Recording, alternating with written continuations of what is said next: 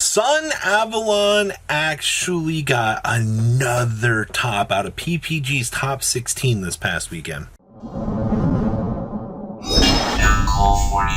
I'm back to the 40, I'm just kidding, 30% of you guys and not smash the crap out of that subscribe button. Smash it so we can get to 104,000. Now, I wanted to talk about this list because I am an absolute mad lad and I love this deck, alright?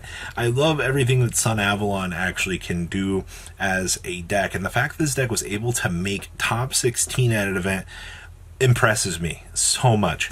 The cool thing about this deck is the adventure package doesn't conflict with this deck, really.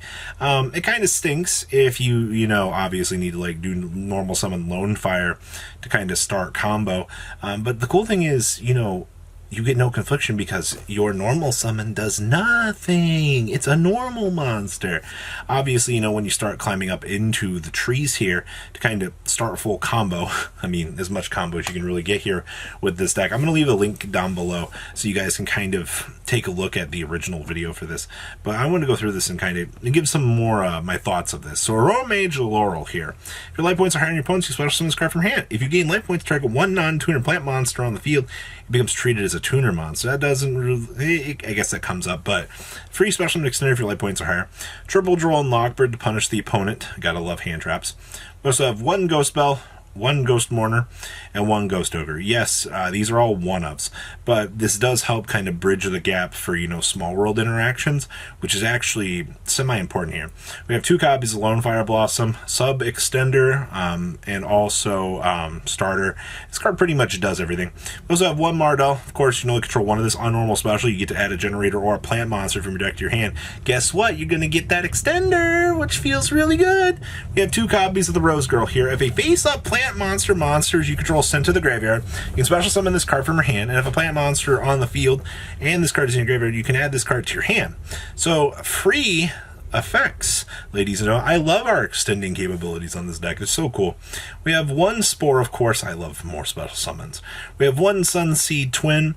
We have the one Griffin Rider and the triple copies of Water Enchantress. We have one Heavy Carrot Weight Champion. Of course, this is going to be more extending options.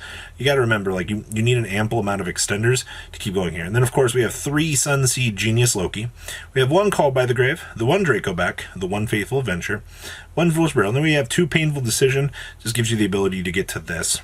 We have triple Rite of Armesia, triple copies of Small World, and we're actually playing the one Sunvine Crossbreed. Tribute a Link monster, target one other plant monster in your graveyard, special summon it, but its effects are negated. So this actually gives you like a Monster Reborn-esque effect. And you've got plenty of Link ones that you can tribute off along the way. We have the one Sunvine Shrine. Alright, we already know what this does. Two copies of Sowing. We know how great this stupid good card is. We have triple copies of Unexpected Die for, extensions for this. We have the one Blessed Winds. Of course, you gotta just love the fact that this card actually is just really good. So you can send one plant monster from your hand or face and field of the graveyard, gain 500. Target a plant monster in your graveyard, shuffle into the deck, draw, and gain 500. Or pay 1,000 special summon and roam a monster from your graveyard. More extenders. And of course, Yield Bloom. Extra deck down here, we have one Thrasher. You never see this deck going too much crazier on Thrashers. We have two Healers, two copies of Malias, the one Dry Link 4.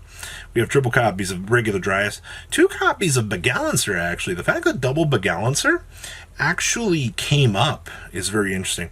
We have two Jasmine, and of course we have the one Paralysis Emperor of Blossoms. So tuner plus a non-tuner gains 4 attack for each plant monster you control.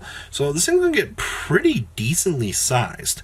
Alright, and then during your main phase, you can special summon a level 5 or higher plant monster from your hand or graveyard in defense position, except for Empress of Blossoms. And then, of course, you already know, sweet Marjam here. Non-tuner plus non-tuner. Your life points are higher than your opponent's. Your opponent cannot target plant monster control card effects. That's cool.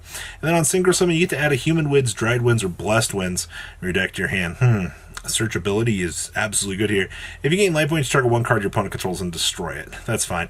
Side X will be a lot more generic stuff here. So we have triple Ash Blossom, one Pankratops, one Kumamungus, triple copies of Nibiru, triple copies of Twin Twister, triple copies of Viving the Permanence, and we have one copy of Red Reboot here, wrapping up this list. And as I said, the fact that this deck was able to make top 16 is so crazy to me, and I'm actually fairly excited to see what other cool stuff will come down the woodwork here in the near future. So guys, what do you think about this list? Please leave a comment down below. Tell me what you guys think. Make sure you guys smash the living crap out of that subscribe button so you guys don't miss out more awesome content. I'll see your beautiful faces back here later in the day, guys. Peace out. Patrons, thank you.